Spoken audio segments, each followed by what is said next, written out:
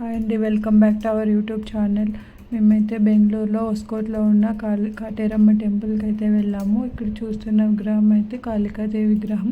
లోపల గర్భగుడిలో ఉండేది అయితే కాటేరమ్మ టెంపుల్ అండి. సో ఇక్కడికి బస్సుల ద్వారా ఆటోల ఫెసిలిటీస్ ఉన్నాయి. ఇదైతే వెనకాల గర్భగుడిలో అమ్మవారి టెంపుల్ వెనకాల ఇట్లా కాయిన్స్ అయితే అతికిస్తారు. ఏదైనా కోరిక కోరుకొని అది ఒకవేళ నెరవేరుతుంది అనుకుంటే ఇట్లా అది అతుక్కుపోతుంది, లేదంటే కింద పడిపోతుందండి. సో నమ్మకం ఉన్న వాళ్ళు ట్రై చేస్తున్నారు. అమ్మవారి టెంపుల్కి వెళ్తే దీపాలు పెట్టడం మస్ట్ కదండి. సో అందరూ ఇక్కడైతే బెల్లం పైన దీపాలు వెలిగిస్తున్నారు. నేనైతే నిమ్మకాయలు పెట్టి దాంట్లో నెయ్యి పోసి నెయ్యి దీపం పెట్టానండి. మీరైతే ఇక్కడ మనకు కనిపిస్తున్నాయి కదండి తాళాలు, ఎందుకు ఇట్లా వేశారు అని మేము అడిగితే ఎవరికైనా కోరికలు ఉన్న వాళ్ళు కోరుకొని ఆ తాళం ఒకటి కొత్తది బీగం కొనుక్కొని తాళం వేసేస్తారు. సో దట్ వాళ్ళ కోరికలన్నీ నెరవేరాలని వేడుకుంటారు అమ్మవారిని. ఇంకా నేనైతే ఇక్కడ నెయ్యి దీపం రెడీ చేసి అమ్మవారికి ఉదికడ్డీలో సమర్పించి అలాగే హారతి ఇచ్చేసానండి.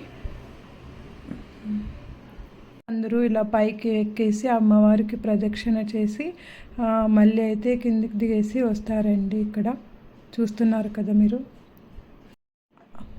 అండ్ అలాగే ఇక్కడ మీరు చూస్తున్నారు కదండి, ఇక్కడ పెద్దది మర్రి చెట్టు అయితే ఉంది. దాని చుట్టూ ఇలాగా టెంకాయలు అయితే కట్టారు. దీనిని ముడుపులు అంటారంట.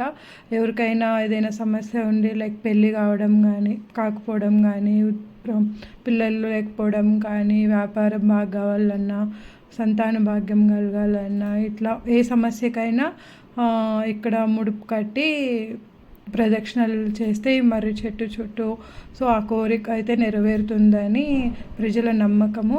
అండ్ ఇలాగే ఇక్కడ పూజారులు అయితే ఉంటారండి. మనము ఏ కోరిక కోసం అయితే ఇక్కడ ముడుపు కట్టాలని చూస్తున్నామో ఆ కోరికకి ఎన్ని ప్రదక్షిణలు చేయాలి, ఎలా ముడుపు కట్టాలి, ఎన్ని వారాలు ఇక్కడ అమ్మవారికి దర్శనానికి వెళ్ళాలి మనం చెప్తారు. అలాగే ఇక్కడ పిల్లలు ఆడుకోవడానికి అయితే చాలా గేమ్స్ అయితే పెట్టారండి. జాయింట్ వీల్ అలా చాలా గేమ్స్ పెట్టారు. అండ్ ఇది ఇవాళ వీడియో.